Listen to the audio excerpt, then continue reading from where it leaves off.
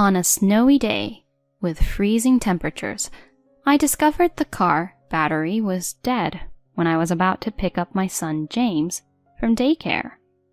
So I had to borrow my husband's car to fetch him.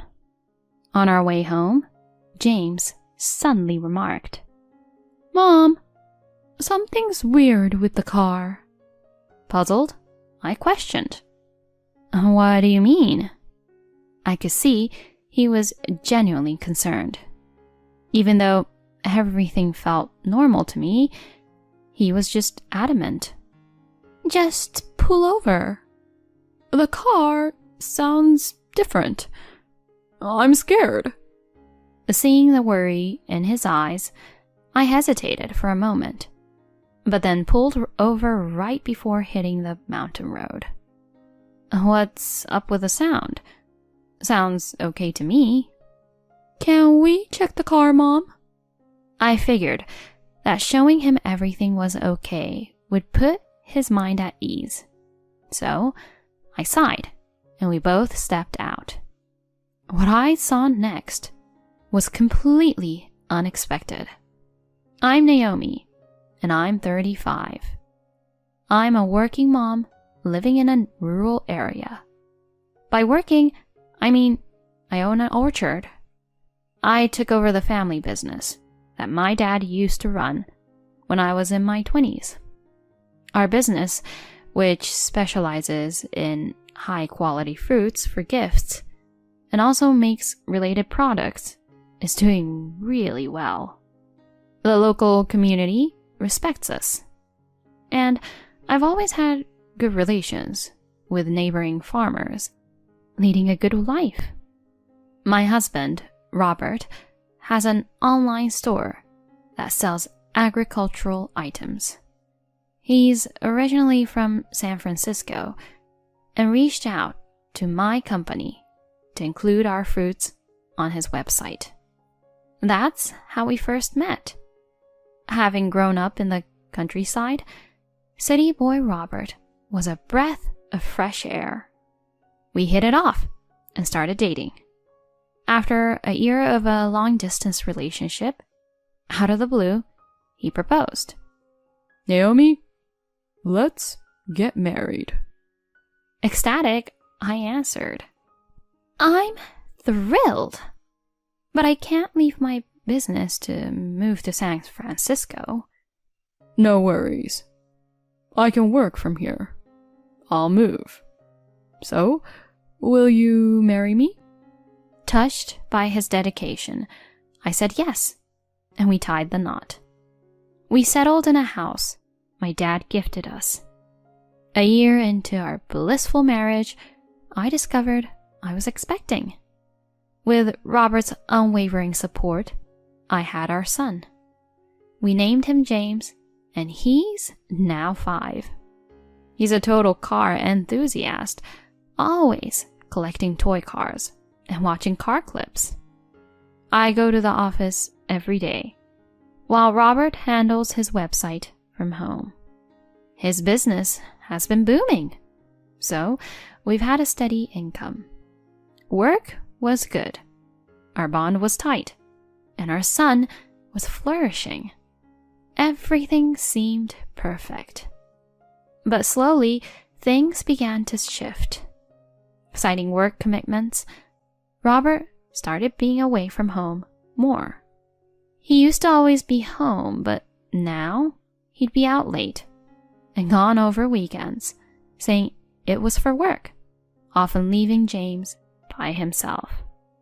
One day, we had promised James a trip to a motor show he'd been excited about.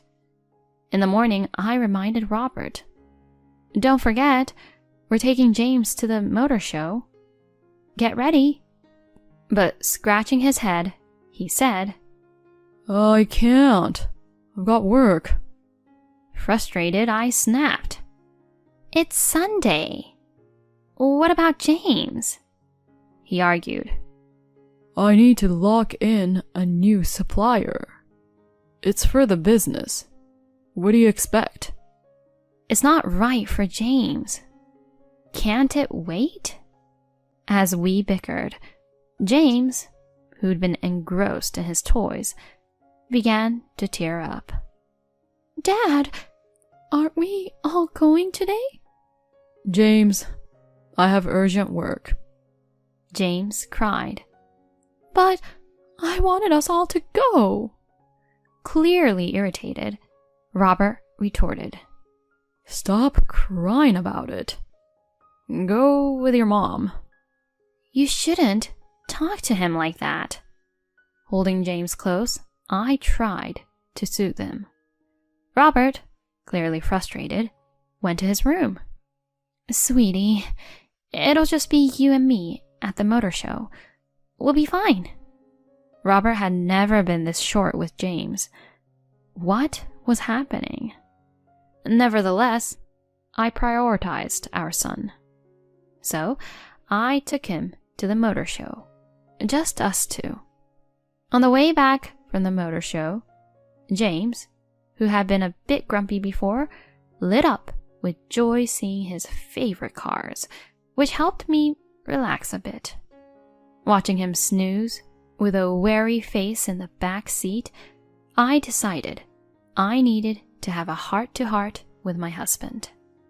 Pulling into the driveway that evening, I noticed his car was missing. After tucking James into bed, Robert finally came home. Hey, I said, trying to be cheerful, but he seemed off. You're still up? I wanted to talk about today. You've been putting work first and sidelining the family. It really got to James today. It's work. What do you want me to do? Before I could respond, he handed me an envelope. Curious, I asked, "What's this?" A buddy at an insurance company kept pushing for us to get a policy. I signed us all up. Payments start next month. Confused, I said, "Don't we already have insurance?" You can never have too much insurance. I opened it up to check out the details.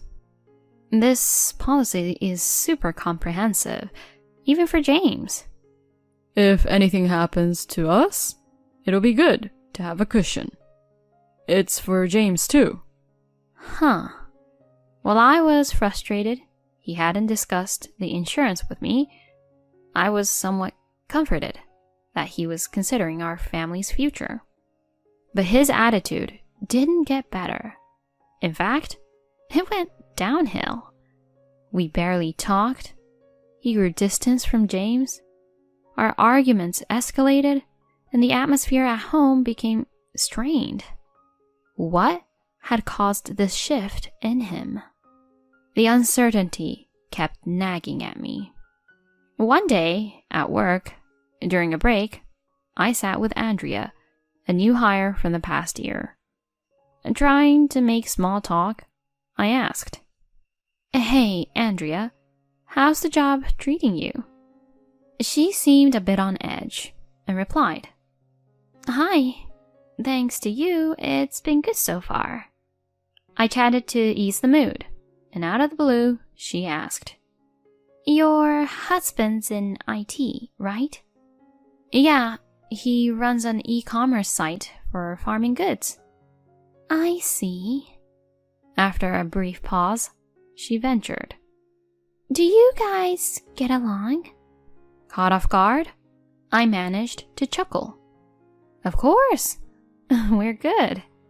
Why?" "I've been mulling over marriage and just wondered how it is." She seemed distracted for a moment before diving back into her work. Her comments left me feeling uneasy. Time flew as I juggled work and raising James. The weather shifted and winter hit in full force. One particularly cold morning, despite the chill, I had errands.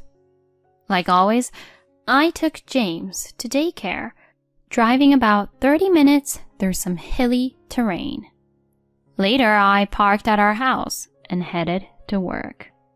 Finishing up, I stepped outside to a darkening sky and snow beginning to blanket everything. Gotta grab James ASAP, I thought.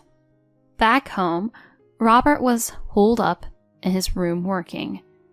When I tried to start my car to retrieve James, it didn't budge. Probably a dead battery. I wonder how that happened. Panicking, I knocked on Robert's door. I need a hand. What's up?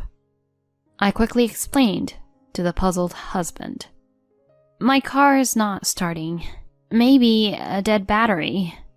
Can you pick up James? I'm cutting it close. Really? I'm swamped right now. But he needs to be picked up. He cut me off, smiling. Take my car then. Oh, thank you.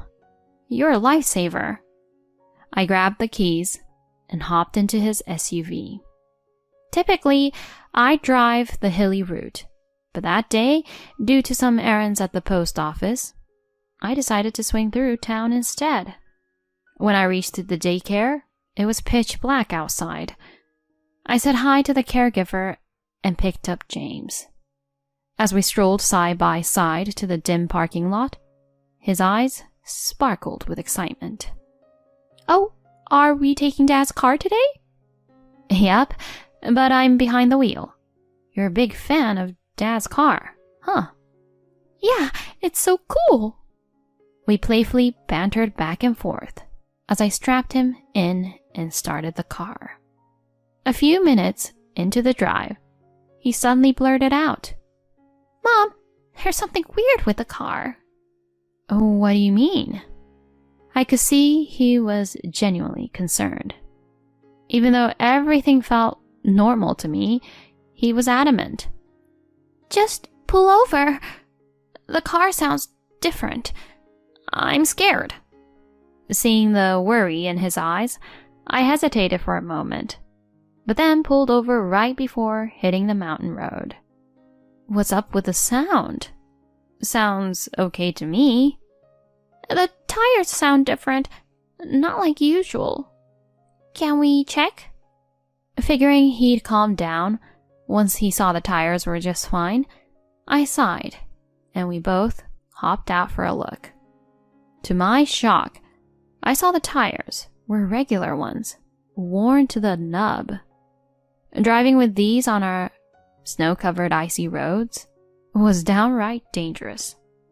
The thought of driving our usual icy mountain route with these tires sent chills through me. We had been so lucky to get to the daycare without any issues.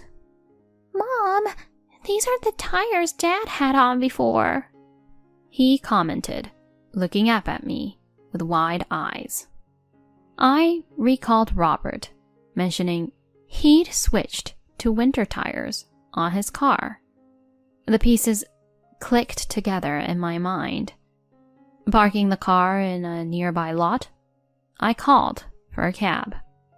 I made one more call while waiting, and then James and I headed home.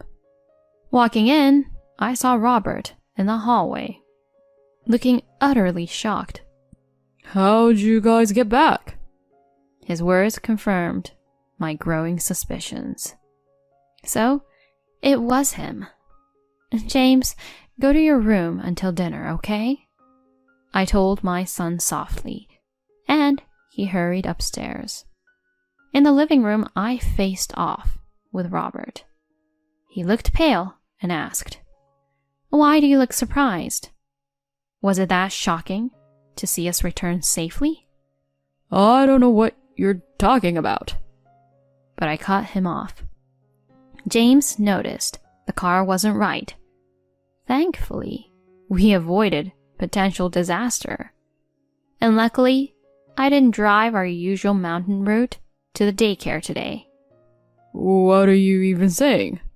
He said, playing innocent. My frustration boiled over. Stop playing games.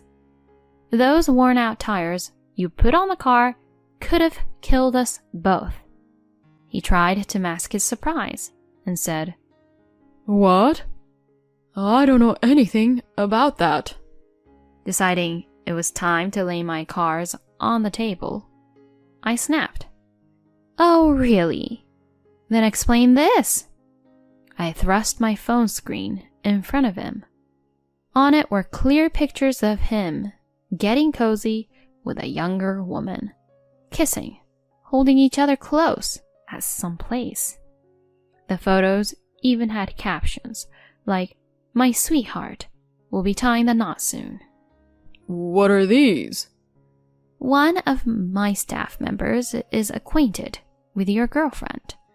Apparently, she posted these on her private social media. You've got to be kidding me.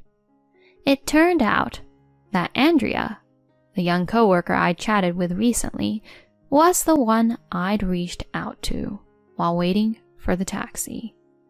Our chat had raised some flags, prompting me to seek any information she might have. She hesitated, but then shared that her old school friend was the one dating my husband and has shared these pics online. Robert, looking completely thrown off, muttered, I didn't think she'd ever do that. I pushed him. Now, spill it. What were you up to? He finally started talking. The lady at the tire shop, where he'd swapped out the tires, was his side chick. He wanted to be with her, but didn't want the financial burden of alimony. If something happened to James and me, he'd cash in on the life insurance and inherit the business. They had schemed together, putting those worn-out tires on his car and messing with my car's battery, ensuring I'd use his SUV. So, you even had your eyes on the life insurance and our business. With a desperate expression, Robert pleaded, Naomi, I'm so sorry. It was a stupid mistake. Repulsed, I shouted, Are you kidding me? I can never forgive this. The cops already know, and I'm getting a divorce. I don't ever want to see you again, you jerk. Please, Naomi. Oh, and I'll let all the local farmers know what you did. I bet they'll think twice before working with your website again. Good luck with that. Right then, the sound of sirens grew closer. I handed him over to the authorities. I'd recorded our entire chat, and it was submitted as evidence. He was convicted and did a stint in jail. The divorce was finalized without a hitch, and I walked away with $90,000 in alimony and our combined savings. Left with nothing, family, money, or a job, I could only guess how Robert would cope post-release. While his mistress avoided jail, the word got out, forcing her to skip town. Rumor has it she's now in the city, living in a shabby apartment, working the late-night scene. I'm in the process of suing her for emotional damage. Meanwhile, I'm still running the business and raising James, with a lot of support and kindness from the community. Lately, James has been saying he wants to work for a car manufacturer when he grows up. I'm all in, doing everything to make that dream a reality. From here on out, it's all about James's happiness and carving out a better future for us.